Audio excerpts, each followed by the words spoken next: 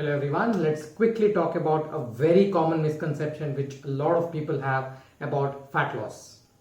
We often hear a lot of people saying that, well, I am okay otherwise, I just need to reduce some belly fat. And I don't really want to lose any fat from the face, hand, thigh, etc. I just want to lose some belly fat. Please tell me some exercises how I can reduce my belly fat. And you will also find a lot of so-called experts advising you about various exercises of the abdomen to reduce belly fat. Let me tell you one simple thing, that there is nothing called as spot fat reduction. What I mean to say is, whenever there is a fat loss, it's going to be a generalized fat loss from all over your body. In other words, by doing exercise or whatever you want, there is no way you can control where the fat will be burnt from. Let me make it even more simple. Let's say you lose certain amount of fat. Let's just randomly call it as 100 units. You just lose 100 units of fat. Now there is no way you can decide how much of it will come from the abdomen or how much of it will come from the other parts of the body. It's mainly decided by your genetics. That is, some people are prone to have fat accumulation in certain areas of the body. That's beyond anybody's control. So in case if you are going to have some fat loss, say 100 units, it might be say 20 units from your abdomen, that is your belly fat, some 10 units from your face, 10 or 15 from your thigh, 10 from your arm, etc, etc, etc. So there is nothing that you can do to specifically reduce fat from the abdomen. Well, the other thing is that in case if you have noticed that you have a tendency to put on some fat in certain areas very easily and certain areas at the end, the reversal is going to be exactly the opposite. What I mean is, the areas which are prone for fat accumulation, that is areas where you get fat accumulation very easily, are the most stubborn fat, and they are going to be the last one to get burnt. In simple words, the area which gets fat first will lose the fat last. Well, this is not a very proven standard statement or so, but this is a generally noticed observation. That's it. Of course, now let's come to the most ridiculous thing that people will advise you to reduce belly fat. First of all, as I told, there is nothing called reducing belly fat. There is just reducing fat or fat loss. It is not belly fat loss, it is fat loss of which belly will be a part. That's it. Now, let's come to the exercises that a lot of people advise you so that you can lose belly fat. Well, most of the time you must have noticed that a lot of people advise you to do different exercises like sit-ups, crunches, etc, etc, etc. No end to that. But let me tell you one thing. By doing a particular exercise, you are basically strengthening the muscle. You are not reducing the fat of that area directly. I'll come to the indirect aspect later. If you do the exercise of the abdominal muscles, that is the rectus abdominis, you are strengthening the rectus muscle. You are not directly causing fat loss from the abdomen. Now the question is, are you causing indirect fat loss from the abdomen? Yes, I'll come to that later. And adding to the same point, say if you're doing exercise of your arm muscles, it doesn't mean that you will lose fat specifically from the arm just because you did arm muscle exercise.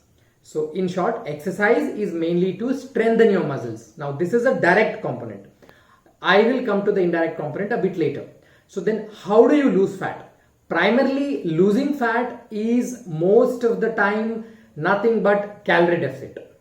Your calorie intake has to be consistently lower than the calorie expenditure. Now, so if you ask me how can you lose fat in simple words, so I would say that try to maintain the calorie deficit. That is, try to reduce the calorie intake and burn more calories. But this, let me tell you, is a very superficial statement. because just by reducing the calorie intake or just by increasing the calorie expenditure, well, you may get some instant result, but you cannot get a sustainable result, because that is going to be a very deep science which also comes to the breakdown of the calorie, that is the type of food that you have consumed to get those calories and the type of workout that you have done to spend those calories. Anyway, let's not go into that in detail now. In simple words, for this video, let's assume that calorie deficit is equivalent to fat loss. Again, I'm telling you, this is a very superficial concept, but for now, let's assume it. So the next question is, how can you increase your calorie expenditure? One is by doing cardio, of course. The next thing is by doing the weight exercise or exercising your muscles. Now, when you exercise your muscle, irrespective of which muscle it is, you are going to strengthen that muscle. So the muscle responds by what is called as hypertrophy. That is, the size of the muscle increases because you're giving more and more work to that muscle. So the muscle now starts to believe that I have to carry out a lot of work, a lot of heavy work. So I need to become a bit more stronger. I need to make my fibers, the muscle fibers, bigger so that they can carry out these functions quite easily. So that is what leads to muscle hypertrophy. So now there are two ways how this muscle hypertrophy, which has happened because of the weight training that we do, helps in fat reduction.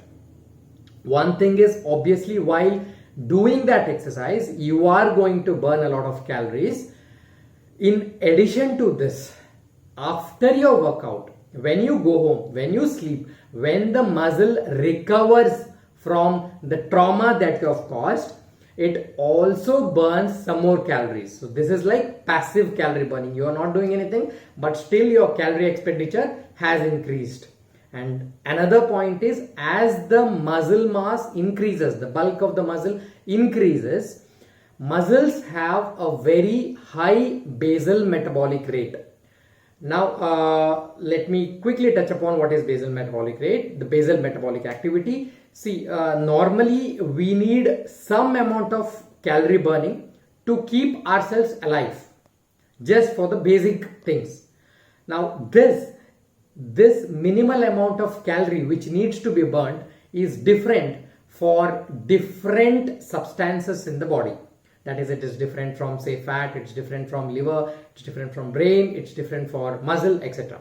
So if you increase the muscle mass, muscles have a very high basal metabolic activity. They require higher amount of calorie burning for their sheer presence. So if you increase your muscle mass, your calorie burning automatically increases. So this is another way how, by doing exercise, you will indirectly result in fat loss, because increased calorie burning will lead to calorie deficit, which is required for fat loss. So coming back to our previous concept, that if you do exercise of the abdominal muscles, will it result in loss of belly fat? No. If you do your abdominal muscle exercises, or for that matter any muscle exercise, it will result in increase in calorie expenditure, hence helping in calorie deficit, and that is how it will lead to fat burning, not specifically of the abdomen, but overall fat burning. So if somebody were to ask which is the best exercise for fat burning, or say if somebody were to ask which is the best exercise for burning the belly fat, I would say the heaviest exercise, maybe squats or deadlift or things like that, which burn a lot of calories, even though they have nothing to do with abdomen per se. So I hope you understood this basic concept. I hope this video was informative to you, and I hope it decreases, at least to a significant extent, a lot of misconception that is present around this concept. Thank you for watching.